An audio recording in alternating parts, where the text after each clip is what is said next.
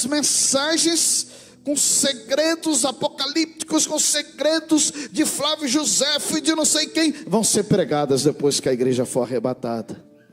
Mas vai ser como som de lata.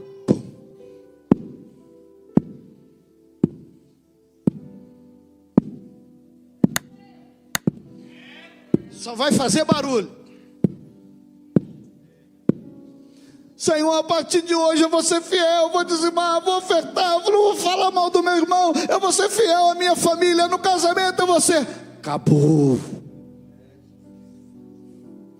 Por isso que a Bíblia faz uma advertência escatológica e diz: quem vai suportar aquele dia? Quem que vai aguentar aquele dia? A Bíblia Sagrada, ela é muito atual.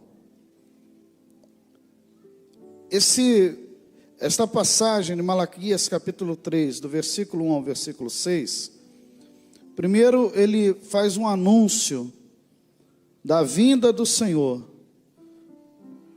e diz assim: eis que eu envio o meu anjo, que preparará o caminho diante de mim, e de repente virá ao seu templo o Senhor a quem vós buscais, o anjo do concerto, a quem vós desejais. Eis que vem, diz o Senhor dos exércitos. Aí faz uma advertência: mas quem suportará o dia da sua vinda? É uma interrogação. Quem suportará o dia da sua vinda? E quem subsistirá quando ele aparecer? Porque ele será como fogo do ourives e como sabão dos lavandeiros. Irmãos, quem aqui foi criado no lar cristão, ou mesmo que você aceitou e conheceu a palavra de Deus já na sua vida adulta, quem aqui já ouvia aí fora, não dentro da igreja, mas aí fora, alguém dizendo: Jesus está voltando? Quem já ouviu? Levante a mão. A gente cresceu ouvindo: Jesus está voltando. Ah, esses crentes, desde que eu era criança, né?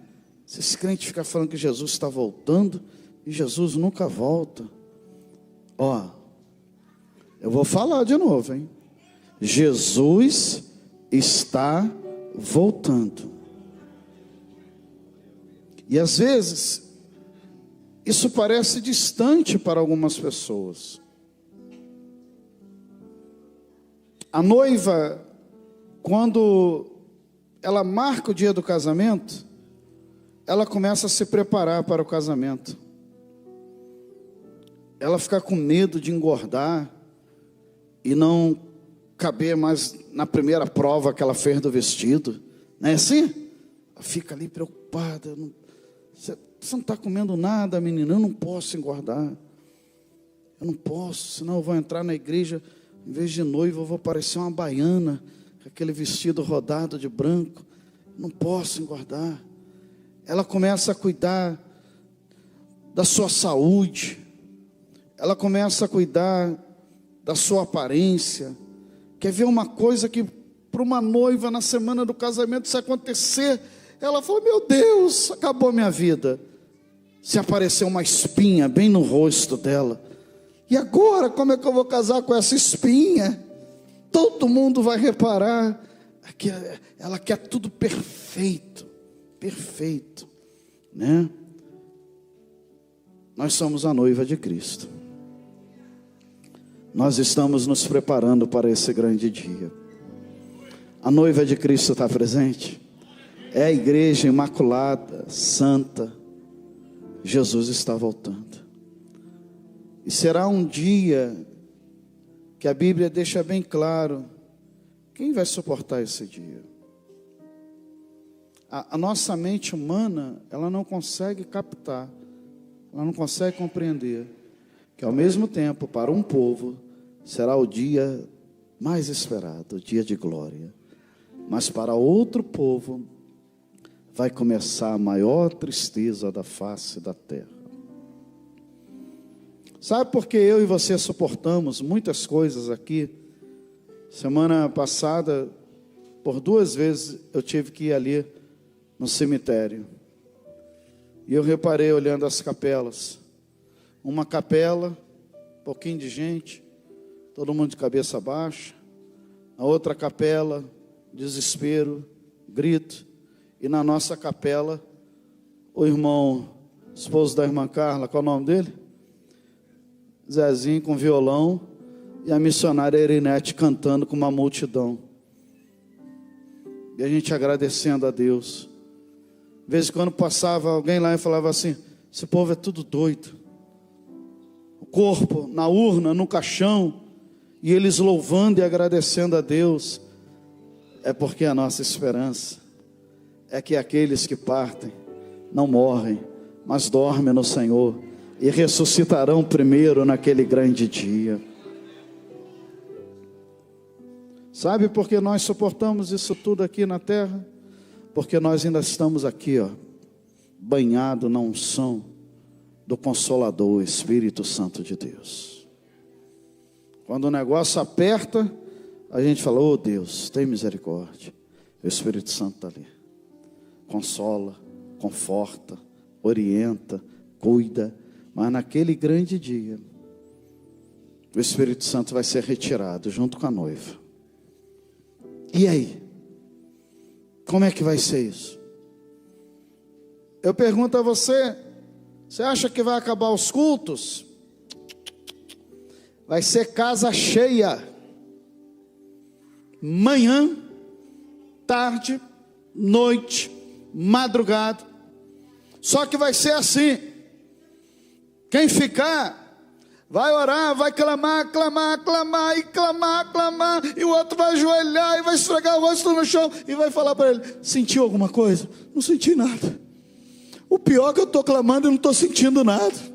Vamos clamar de novo, e grita, Jesus, Jesus, Jesus. Você sentiu alguma coisa? Não. Aqui, basta alguém pegar o microfone hoje e dizer assim: irmão, estou sentindo a presença de Deus. Aí um ali já fala: também estou, glória a Deus, aleluia, aleluia, aleluia. Por quê? Porque o Consolador ainda está aqui em nosso meio. Mas vai ter um dia que alguém vai pegar a Bíblia e vai dizer: irmão, as maiores mensagens, as mensagens com segredos apocalípticos, com segredos de Flávio Josefo e de não sei quem, vão ser pregadas depois que a igreja for arrebatada. Mas vai ser como som de lata.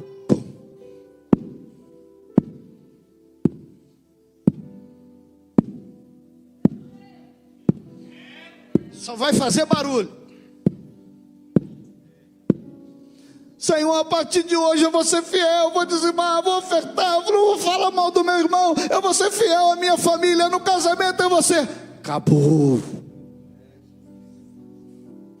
Por isso que a Bíblia faz uma advertência escatológica e diz: quem vai suportar aquele dia? Quem que vai aguentar aquele dia? Deixa eu pegar meu celular aqui, me empresta aqui um celular, deixa eu pegar meu celular aqui. Gente, será que só eu fiquei? Deixa eu ver no WhatsApp. Alô? Irmão, se tu está me atendendo, tu ficou também, né? Fiquei, pastor. Peraí, deixa eu ligar para mais um. E alguém vai atender o telefone e vai dizer assim: alô? Mas essa voz aí não é do dono do telefone. Não encontrei esse telefone caído aqui na rua aqui. Encontrei esse telefone caído aqui na padaria. Encontrei esse telefone aqui caído aqui no meio do ônibus aqui. Já está no céu com o Senhor Jesus Cristo. Jesus está voltando.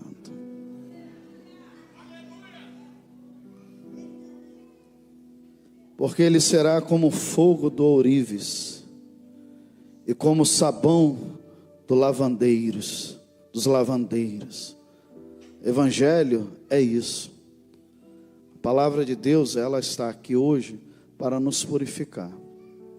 A palavra de Deus não é para dizer, esse aqui presta, esse aqui não presta. A palavra de Deus é para dizer, ninguém aqui presta. Nós somos frutos da misericórdia do Senhor Jesus Cristo.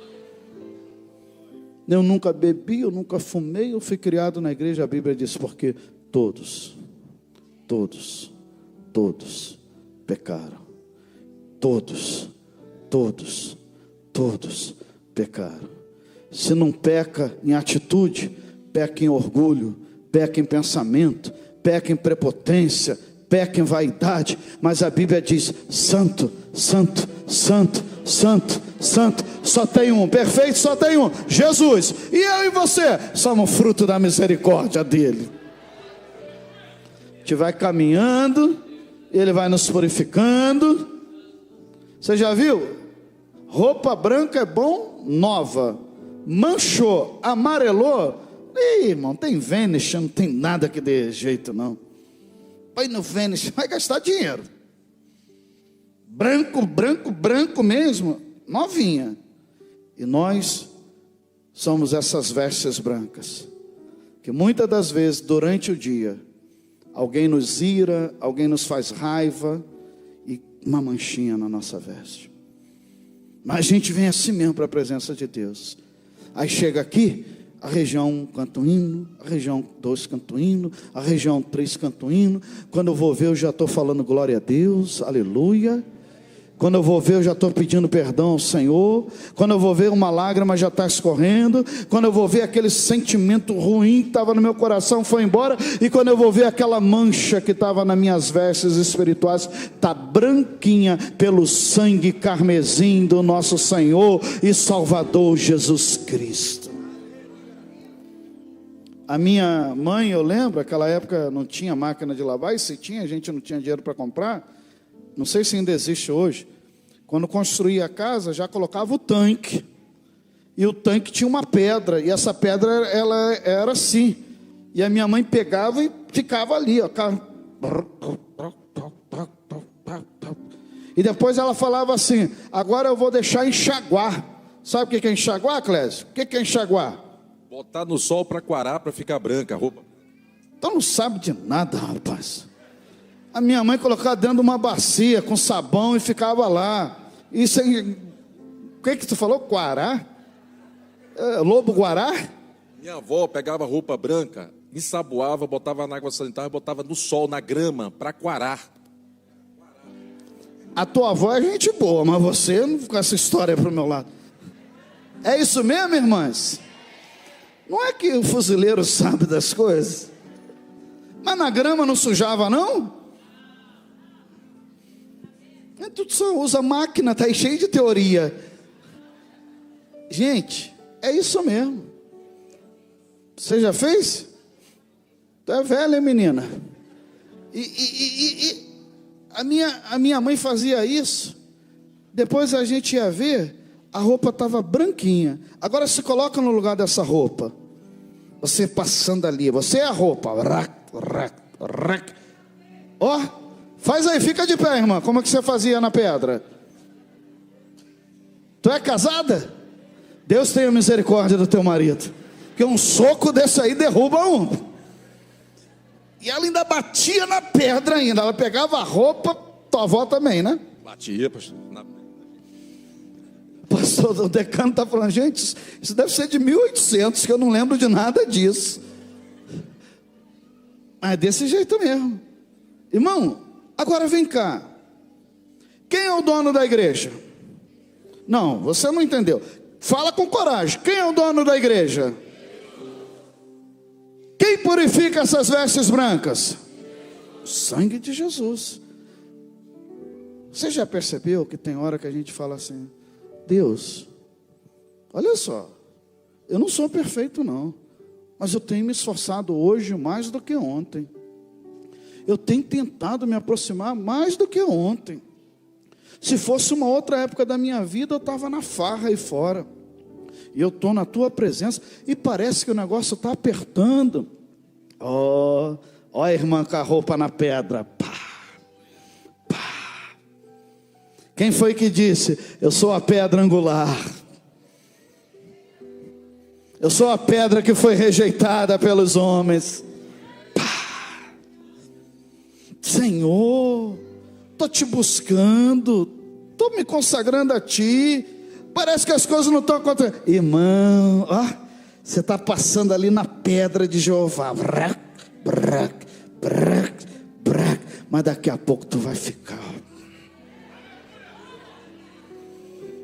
Quando Deus falar, chegou, está na hora, você vai falar, só o Senhor é Deus.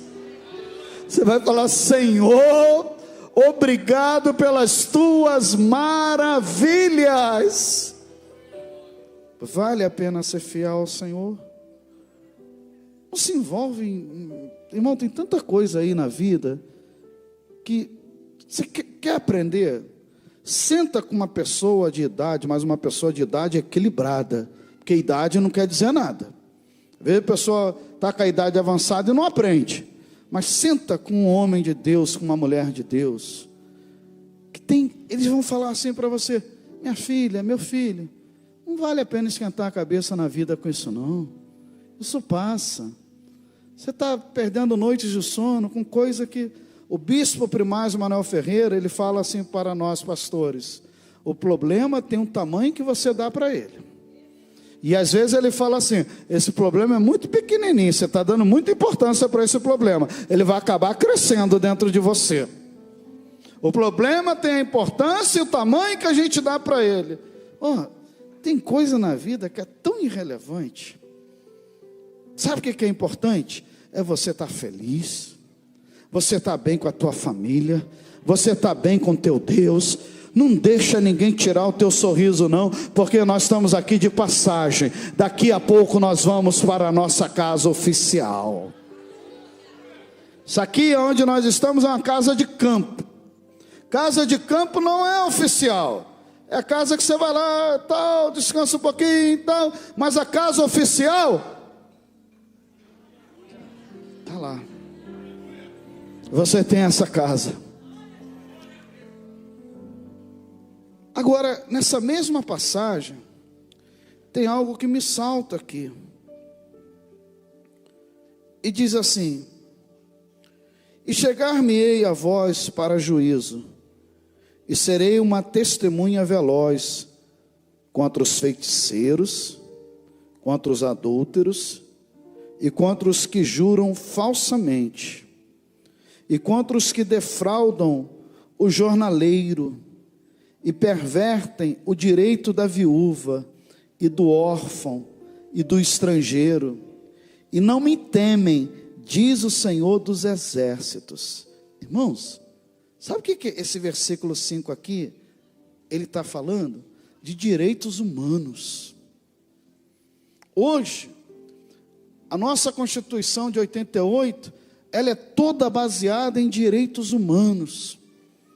A base da defensoria pública, que é a advocacia gratuita aos necessitados que não têm condições de pagar um representante, um advogado, a base dela está toda fundamentada em direitos humanos. E como é que você encontra isso aqui na Bíblia Sagrada? Porque esse livro aqui é o livro perfeito. A Bíblia fala de tudo. Mas eu quero abordar alguns pontos aqui. Primeiro, a Bíblia fala: chegar-me-ei a vós para juízo, e serei uma testemunha veloz contra os feiticeiros. Pastor, que feiticeiro é esse que a Bíblia fala? A Bíblia Sagrada diz que o porfiar é pior do que pecado de feitiçaria. Sabe o que é isso? É você causar divisão, é você causar intriga, é você causar mal-estar no meio do povo de Deus. É pior do que aquele que tenta enganar, manobrar, que tenta iludir. E quando eu vejo o próprio Deus dizendo: eu vou ser uma testemunha veloz. Porque quem fala a verdade, ela pode ficar repetindo 50 vezes. Amanhã eu vou ter que assistir alguém na delegacia. Inclusive o presbítero Fernando vai me acompanhar, que eu nunca fui nesse município, não sei, estou indo ali a mando da convenção. A pessoa que tem a verdade, a gente percebe logo, porque a pessoa repete 10 vezes. Por isso que em juízo, o juiz fica repetindo a mesma pergunta. Ele dá uma volta para lá, dá uma volta para cá. Qual era a mesma cor da camisa, senhor? Branca. Daí vai para lá, vai para cá e tal. Taranana. Qual a mesma cor da camisa que a pessoa estava usando? Eu acho que era creme. Vai para lá, vem para cá, sei lá. Qual a mesma cor da camisa? Eu não tenho certeza se ele estava com camisa. Diferente de uma testemunha veloz, veraz, verdadeira, pode perguntar durante 10 anos, 20 anos, qual era a cor da camisa? Branca. Aquele fato assim, qual era a cor da camisa? Branca. A pessoa está morrendo, você lembra daquele fato que aconteceu há 20 anos atrás? Qual era a cor da camisa? Branca. Verdade é verdade. Por isso, eu sempre digo, diga sempre a verdade. A verdade tem hora que vai doer, mas a verdade liberta. E Jesus se apresenta como sendo o caminho, a verdade e a vida. Tem pais que criaram os filhos assim, não deu errado. Diga a verdade, que vai doer menos. Fala a verdade. Fala a verdade. A verdade é libertadora. Eu dirigi uma igreja, obreiros, olha que interessante isso. Eu dirigi uma igreja que, depois de alguns anos que eu ali estava, fui procurado por um obreiro. E o obreiro falou: pastor, eu vim comunicar ao senhor um fato que ocorreu há quase 20 anos atrás. Quase 20 anos atrás eu não conhecia Jesus. Alguém me fez raiva onde eu morava, no estado que eu morava. Eu peguei uma enxada, eu matei essa pessoa no campo, eu enterrei essa pessoa e eu fugi da cidade. Hoje, mais de 20 anos se passaram, eu conheci a Jesus, eu fui discipulado, eu aceitei a Jesus, eu casei, eu virei obreiro da igreja. Mas quando eu vou dormir, mais de 20 anos se passaram, e é como se eu estivesse cometendo todo dia aquilo que eu cometi. Deus me usa na palavra, a congregação está lotada, mas isso me condena há quase 20 anos. Ninguém sabia disso. Eu reuni a minha esposa, reuni minhas filhas, genros, meus netos, e falei o que eu fiz no passado. E eu tomei uma decisão: eu vou voltar na cidade e eu vou me apresentar. E eu vim aqui comunicar ao senhor, porque eu sou o meu pastor, para colocar alguém na congregação. Irmão, eu nunca imaginei passar uma situação dessa. Ele não me perguntou o que eu achava, o que eu pensava. Aquele homem, ele conheceu uma verdade chamada Jesus. Aquele homem, outrora ele tinha capacidade de matar e enterrar, mas aquele homem que estava morto por dentro, ele ressuscitou, e a voz de sangue e justiça clamava dentro dele. Ninguém nunca iria descobrir, mas aquele homem foi descoberto por Cristo. A verdade liberta. E eu disse: o que eu posso fazer por você? Ele: ore. Ore, só quero que o senhor ore. Ele foi. E eu deixei a família em paz, e dando aquela assistência por fora. E ele não levou advogado, não levou ninguém. Irmão, isso aconteceu comigo. Ele chegou na cidade. Ele se apresentou. Ele foi direto ao Ministério Público. E disse: olha, no ano tal, no dia tal, na hora tal. Irmão, pecado tem dia, tem hora, tem ano, e ninguém consegue apagar. Só quem consegue apagar pecado confessado é o sangue carmesim de Jesus Cristo. Deus está me tirando de um viés aqui. Deus está querendo falar com alguém nessa noite. Eu estou falando de verdade. Eu ia entrar em direitos humanos, mas Deus falou, vem para cá. Um jovem promotor olhou para ele. Isso depois ele me relatando no gabinete. O jovem promotor olhou para ele e disse assim: eu tenho mais de 20 anos promotor de justiça. Nunca aconteceu isso comigo. E eu como pastor também, nunca aconteceu isso comigo. E ele disse, olha, eu vou mandar desarquivar o processo, mas eu tenho que te dar voz de prisão. Ele já foi dali, já passou pela delegacia e já começou o processo para entrar no sistema carcerário. E quando ele contava essa história dentro do presídio, os presidiários diziam, você é bobo, você deve ser doente,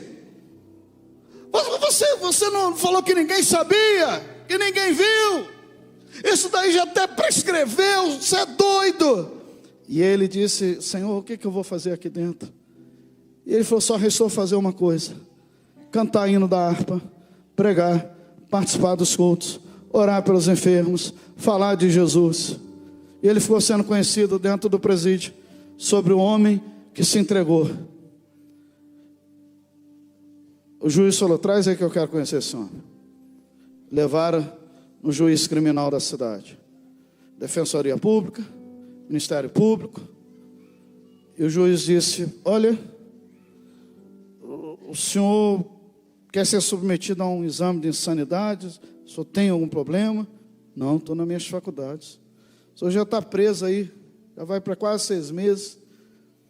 O senhor sabe que o seu caso, eu vou reabrir, vou procurar os familiares. O senhor sabe que o seu caso vai ser um tribunal de júri, né? Não tem outra solução. Ele falou, eu estou aqui, doutor, eu estou aqui. E o juiz perguntou a ele, me conte a sua história. Depois que aconteceu isso, eu fugi, e eu fui para o Rio de Janeiro, e tal, e eu conheci Jesus. O que é esse negócio que eu conheci Jesus? O juiz perguntou para ele. Eu fui numa igrejinha, o pastor pregou, eu ouvi uns louvores, e no final do culto, perguntaram se alguém queria aceitar Jesus, e eu aceitei Jesus. O juiz falou, está piorando, me explica o que é esse negócio de aceitar Jesus. É porque a gente, doutor, a gente que crê na palavra, que crê que Ele morreu e ressuscitou. Então a gente faz a nossa profissão de fé, que agora a gente aceita por fé que Jesus é o Filho de Deus e que Ele ressuscitou. E agora Ele faz morada em nós. Você está piorando, o que é isso? Alguém que morreu, ressuscitou, mora dentro de você. É o Espírito Santo de Deus. Ele foi para o céu, mas deixou o Consolador, e Ele habita dentro de nós, e Ele me convenceu dos meus erros, dos meus pecados, e por isso que eu venho aqui, depois de cometer esse crime. E o juiz falou, rapaz, para, vamos marcar logo esse negócio aí, que você está com problema. No dia da audiência, a defensoria fez a defesa, o Ministério Público pediu a palavra, o Ministério Público, e falou ali que a pena era para mudar o homem, que o papel da pena era regenerar o homem, e que aquele homem, na verdade, ele esteve preso por quase 20 anos, porque a prisão era aqui dentro na mente dele. Ele vivia, mas quando ele ia dormir, alguém dizia, você tirou a minha vida. E o Ministério Público disse, hoje, chefe de família, avô, pastor de igreja, se apresentou voluntariamente. Eu só tenho a dizer uma coisa, esse homem fica falando que Jesus morreu, ressuscitou, que está dentro dele o Espírito Santo, que ele agora é uma nova criatura. O Ministério Público diz, eu não creio em nada disso, mas se esse Jesus não existe, a gente tem que inventar um, porque só Jesus poderia fazer com que esse homem se entregasse. Eu não tenho acusação nenhuma contra ele. E o juiz olhou aquilo, falou, fica de pé. Toca a tua vida, rapaz. E por onde você passar, fala desse Jesus. Porque tem muita gente aí precisando ouvir falar desse tal de Jesus. Vai embora, toca a tua vida. Irmãos, só Jesus. A verdade liberta.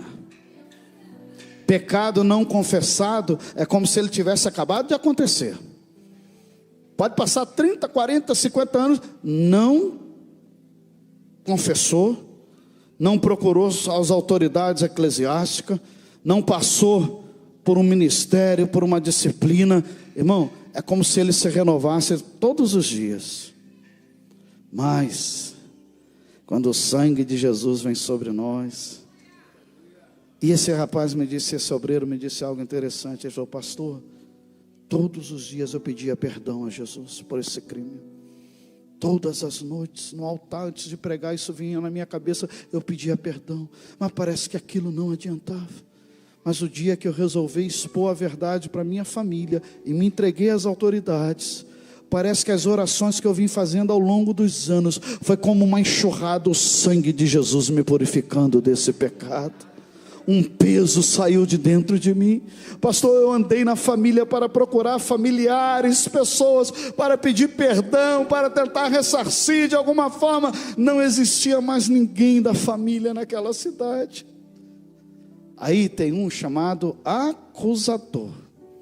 E ele fica para mim e para você: você fez isso, você fez aquilo, você fez isso, você fez aquilo. Irmão, você procurou a tua liderança, você procurou a pessoa envolvida, você trouxe aquilo à tona e disse: está aqui, foi isso que fiz. Então deixa eu dizer para você, não há nenhuma acusação contra você. Vai viver a tua vida, você está liberto pelo sangue de Jesus.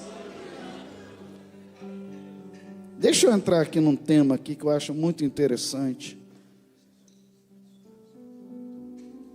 Ele se colocando como uma testemunha veloz, ou seja, afiada, contra aqueles que defraudam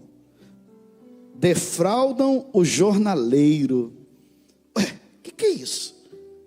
Defraudar o jornaleiro? Sabe o que é isso, irmãos? Manipulação de mídia. Hoje tem um nome moderno. Qual é o nome? Fake news. A Bíblia já falava disso tudo. Manipulação de mídia, manipulação de informação, manipulação para tentar manipular com uma notícia, seja ela de um órgão oficial, seja ela de um órgão privado, seja ela da boca de um pastor. Ô, gente, se eu pudesse dar um conselho, eu daria um conselho para muitas pessoas que estão aqui, porque nem todo mundo tem filtro para assistir televisão.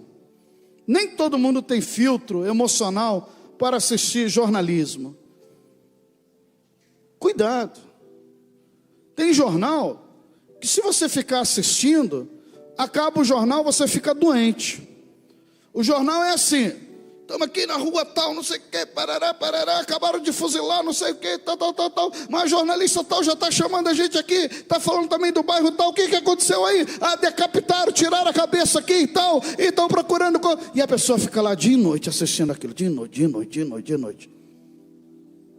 Tem uma irmã que me procurou um dia aqui, falou: pastor, só tem que colocar a igreja em oração. Ai, pastor, eu já fui parar 2 vezes na Unimed.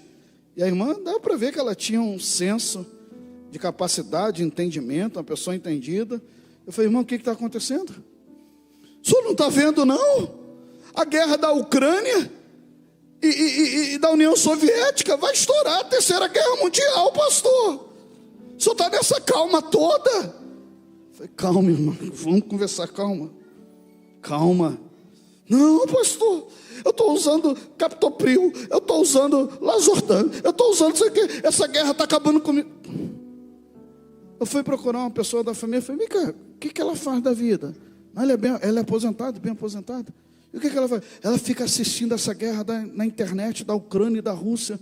Eu falei: gente, a guerra já explodiu na cabeça dela. Nós temos que orar. Não só cristãos, mas muitos estão morrendo. Não só nessa guerra, estão acontecendo outras guerras em outros países. Nós temos que orar para que haja paz. Mas deixa eu te dizer, é o prenúncio da volta de Jesus. Pai matando filho, filho matando pai, irmão contra irmão, irmã contra irmã, guerras, terremotos. A natureza está avisando, Jesus está voltando. E eu concluo, diz assim: perverteram o direito da viúva, do órfão, do estrangeiro, e não me temem, diz o Senhor dos Exércitos. Hoje, um dos maiores problemas que nós temos é fronteiriço. Pessoas e os direitos humanos dá esse direito a qualquer pessoa que sinta que num país dela, ela corre risco de morte, ou ela é perseguida por um pensamento, por uma ideologia, por uma filosofia, pela religião, ela tem direito a buscar asilo. E a Bíblia já falava disso, o direito do órfão, da viúva e do estrangeiro. A igreja, ela tem se preocupado com esses aspectos. A igreja cuida das suas viúvas. A igreja cuida dos seus órfãos. A igreja, através do trabalho missionário, na pessoa do pastor Eliatan e pastor André, muitas das vezes está em outros países, ajudando pessoas. A irmã que estava conosco da Jordânia, ela foi muito honesta, nunca vi uma jovem tão séria. Ela ligou para o pastor Eliatan e disse assim: olha, a partir de hoje não precisa mandar mais ajuda para mim para a Jordânia.